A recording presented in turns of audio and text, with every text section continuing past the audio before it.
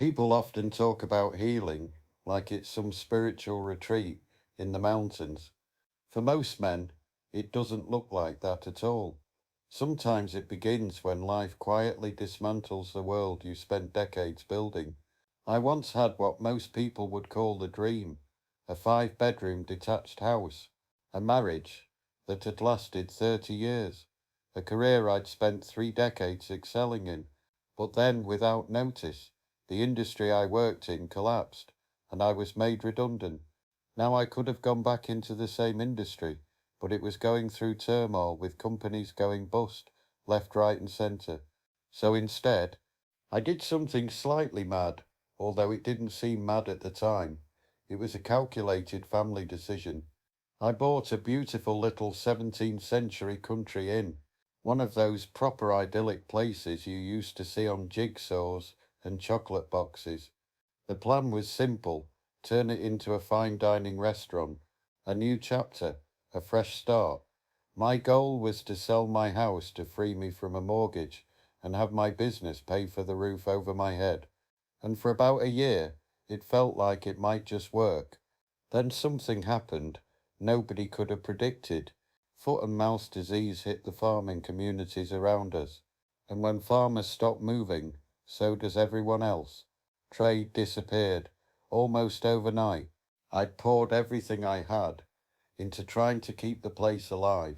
My life savings, time, energy, hope, dreams. But eventually the money ran out. I lost everything. The restaurant went first. Then my house got repossessed.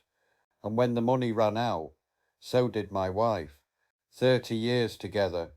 And suddenly I was starting life again from the bottom. No business, no house, no wife, and shattered dreams. Just me, in a completely unexpected new chapter. Now here's the strange part. Most men will relate to this. On the outside, people still saw the same happy smiling chap, the same positive vibes, the same calm voice, the smiling face. Only a very small handful of people knew what was really going on inside. The heartache, the stress, the quiet pain of watching the life you built disappear piece by piece.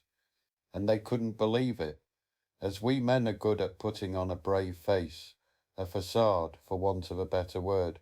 But what actually helped me rebuild was the same inner strength that helped me succeed in the first place. That quiet belief that says you've lost everything, but you're not finished yet. As hard as this was to muster, and if I could sit down now, reflecting on hindsight, with my younger self today, there are few things I'd quietly tell him. Don't invest in a business you know nothing about. Don't ever take your wife for granted.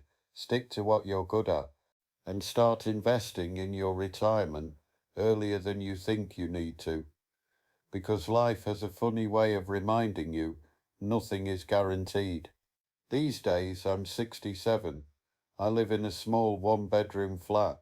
I'm once again single, after a few failed relationships. But strangely enough, I'm at peace with it.